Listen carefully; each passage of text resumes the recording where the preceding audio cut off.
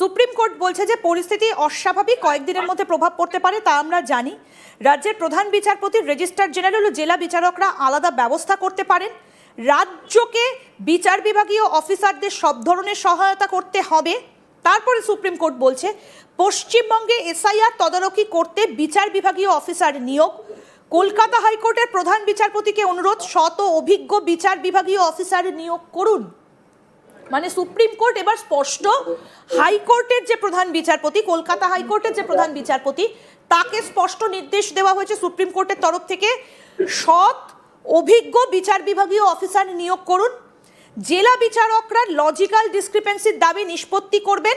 এবং আরও একটা কথা সুপ্রিম কোর্টের তরফ থেকে মাইক্রো অবজারভারদেরকে নিয়ে, কারণ এই মাইক্রো অবজারভারদেরকে নিয়ে তো প্রবল আপত্তি রাজ্যের তরফ থেকে করা হয়েছিল। স্যার, আমরা এর আগের দিন এটা নিয়ে আলোচনা করেছি। বলা হয়েছে প্রতিটা মাইক্রো অবজারভারকে রাজ্য সরকার সাহায্য করতে বাধ্য থাকবে।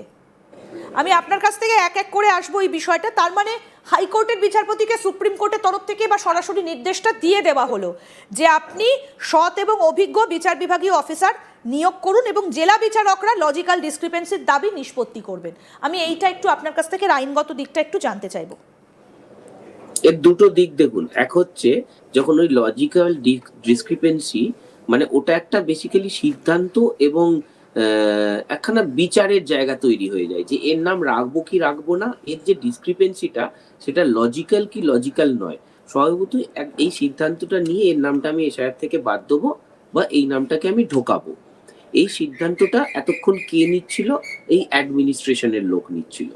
এ ব্যাপারে কোনো সন্দেহ নেই যে কোনো সিদ্ধান্ত যখন এই পক্ষ এবং ওই পক্ষের কোনো ডকুমেন্ট আসে বা কোনো শুনানি হয়, এটাকেও তো শুনানি বলছে, সেই শুনানি শুনে সঠিক সিদ্ধান্ত নেবার যে ক্ষমতাটা, সেটা জুডিশিয়াল অফিসারদের প্যারালাল বেসিক্যালি আর কারোর থাকে না। কোনোভাবেই অ্যাডমিনিস্ট্রেটিভ একখানা মানুষের যে সিদ্ধান্ত নেওয়ার ক্ষমতা, আর একজন জুডিশিয়াল অফিসার মানে একজন জাজ, জুডিশিয়াল অফিসার মানে কিন্তু জাজ, আমরা যেটা জাজ বলে জানি, তো জুডিশিয়াল অফিসার মানে জাজেরা যে সিদ্ধান্তটা নেবে এবং জাজেদের সিদ্ধান্ত নেওয়ার যে ট্রেনিংটা মারফত জাজেরা রিক্রুটেড হয়, সেটা একেবারেই অন্য মাত্রার, কোনোভাবেই আপনার অ্যাডমিনিস্ট্রেটিভ একজন অফিসারের সঙ্গে তুলনা হয় না।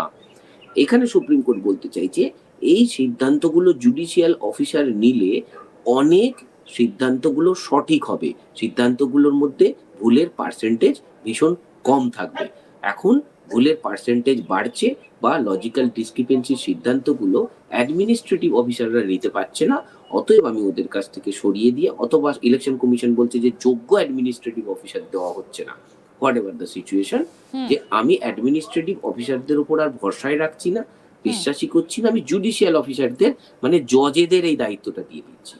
কিন্তু একটাই প্রবলেম, জজেরা যদি এই কাজ করতে থাকে তাহলে জুডিশিয়াল মামলাগুলো কিন্তু হবে না, এবং এটা কিন্তু মানে কোর্টের পক্ষে ভালো খবর একেবারেই নয়। একদম। সেলিম সাহেব, এবার এই মাইক্রো অবজারভারদের বিষয়টাতে আসি, যেটা অত্যন্ত গুরুত্বপূর্ণ বিষয়।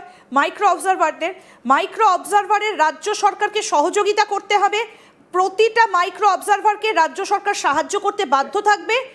এবং আরেকটা বিষয় যেটা বলা হয়েছে, প্রতিটা মাইক্রো অবজারভার রাজ্য সরকার প্রত্যেকটা মাইক্রো অবজারভারকে সাহায্য করবে। এবং নির্বাচন কমিশন কিন্তু বলেছে, যেটা আজকে শুরুতে আমরা আপনার সঙ্গে যখন কথা বললাম তার খানিকক্ষণ আগেই যেটা সুপ্রিম কোর্টকে জানিয়েছে, যে আমরা অফিসার নিয়োগ করব। অর্থাৎ রাজ্য সরকারের ভূমিকায় একটা হতাশা সুপ্রিম কোর্টের। এবার নির্বাচন কমিশন বাইরে থেকে বলছে তারা অফিসার নিয়োগ করবে। কিন্তু সুপ্রিম কোর্ট একটা যুক্তি আবার দিয়েছে। সুপ্রিম কোর্টের রায় কি,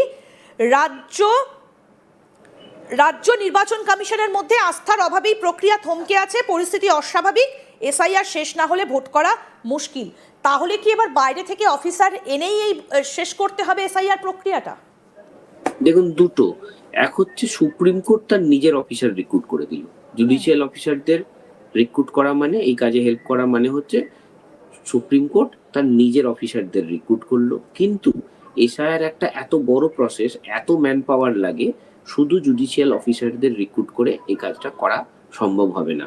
সেই জন্য ইলেকশন কমিশন আরো লোক রিক্রুট করতে হবে। সেই লোক রিক্রুট হওয়ার কথা রাজ্য সরকারের কাছ থেকে, বাট ইলেকশন কমিশন বলছে রাজ্য সরকার আমাকে লোক দিচ্ছে না বা কম্পিটেন্ট নয় বা সম্ভব নয়, অতএব আমরা বাইরে থেকে নিয়ে আসবো। লোক লাগবেই, এবং জুডিশিয়াল অফিসারদের দিয়ে অত লোকের অভাব পূরণ হবে না। তখন মানে সুপ্রিম কোর্ট ওই অর্ডারটা ডিটেল দেখতে হবে কি একে দায়িত্ব দিল কিনা বা অনুমতি দিল কিনা ইলেকশন কমিশনকে যে অন্য রাজ্য থেকে অফিসারকে নিয়ে এসে এই যে এই ঘাটতিটা ওরা মেটাতে পারে কিনা বা মেটাতে দেবে কিনা। কিন্তু যদি এখান থেকে অফিসার না দেওয়া হয় এবং জুডিশিয়াল অফিসারও অপ্রতুল হয়, এছাড়া কিন্তু আর কোনো রাস্তা থাকে না যে বাইরে থেকে অফিসার নিয়ে আসে।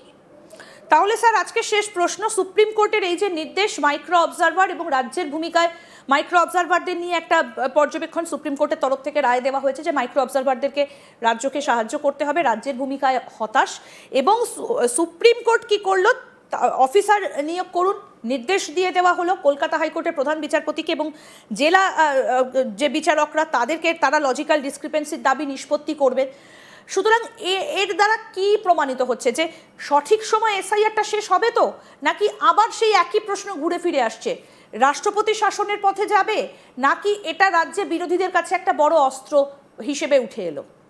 দেখুন, রাজ্যে বিরোধিতার কাছে যদি আপনি পশ্চিমবঙ্গ সরকারের কথা বলেন, সুপ্রিম কোর্টের এই অবজারভেশন অবশ্যই এগেনস্ট রাজ্য সরকার অ্যান্ড সেন্ট্রাল গভর্নমেন্টের একটু ফেভারে হতেই হবে। এখন এই যে এই অবজারভেশনে রাজ্য সরকার যে তার দায়িত্ব পালন করছে না, এটা সুপ্রিম কোর্ট বুঝিয়ে দিল কিছুটা।